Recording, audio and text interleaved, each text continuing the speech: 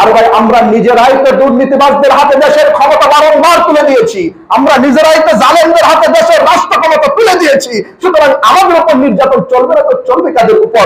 আমাদের দেশে অশান্তি বিরাজ করবে না তো বিরাজ করবে কাদের উপর? সুতরাং মুহতারাম হাজরিন, রসুলের মাক্কি জীবনের 13 বছরের জিন্দেগি আমরা অতিবাহিত করেছি। মানুষের উপর কিভাবে নির্যাতন জুলুম করা হয় আমরা দেখেছি, মানুষকে কিভাবে নির্মম ভাবে পুড়িয়ে হত্যা করা হয়, সমস্ত ইতিহাস আমরা দেখেছি। সুতরাং এবার সময় এসেছে আল্লাহর জমিন, আল্লাহর রাজ প্রতিষ্ঠা করার। জোরে বলেন ঠিক কিনা? সুতরাং আগামী দিনে পরিষ্কার বলছি, আগামী দিনে আমরা এমন কোন সরকার চাই না যারা নিজের দেশের মানুষের সেবা না করে অন্য দেশের প্রভুদের গোলামি করতে বেশি পছন্দ করে।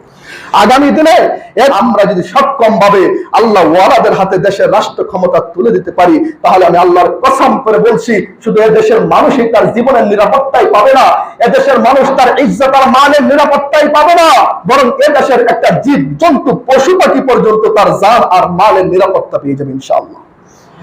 শুধু নিরাপত্তা পাবে তাই নয়, স্বাধীনতার পর থেকে এই পর্যন্ত এদেশের মানুষের উপর যারা বারংবার শেয়াল শকুনের মতো আক্রমণ করে টুকরিয়ে টুকরিয়ে মাথার মগজ খেয়েছে, তাদের বিচারও এদেশের মাটিতে প্রতিষ্ঠিত হবে ইনশাআল্লাহ। যদি উলামায়ে কেরাম আল্লাহ ওয়ালারা আল্লাহর রাজ এদেশে প্রতিষ্ঠা করতে পারে, ন্যায় আর ইনসাফের একটা রাষ্ট্র প্রতিষ্ঠা হবে ইনশাআল্লাহ। উলামায়ে কেরাম এদেশের রাষ্ট্র ক্ষমতায় যাইতে পারে, তাহলে ইনশাআল্লাহ যারা এদেশের সম্পদ চুরি করে পাচার করে এদেশের অর্থনৈতিক অবস্থাকে দেউলিয়া করে দিয়েছিল, তাদের প্রত্যেককে ধরে এনে বিচারের আওতায় দাঁড় করানো হবে ইনশাআল্লাহ। যদি উলামায়ে কেরাম এদেশের রাষ্ট্র ক্ষমতায় যেতে পারে, তাহলে পিলখানায় বিডিআর হত্যার ঘটনার বিচার এদেশের মাটিতে হবে ইনশাআল্লাহ।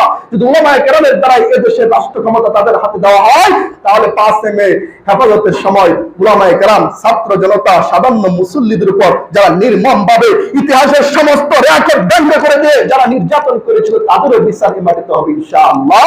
যারা 24 সনে সাধারণ ছাত্র জনতার উপর, দেশপ্রেমিক নাগরিকের উপর নির্মম ভাবে গুলি করে হত্যা করেছিল, তাদের বিচারও এই মাটিতে হবে ইনশাআল্লাহ। আর আগামী দিনের জন্য এই দেশটা শুধু সাধারণ কোনো দেশ থাকবে না, একটা সোনার দেশে রূপান্তরিত হবে ইনশাআল্লাহ।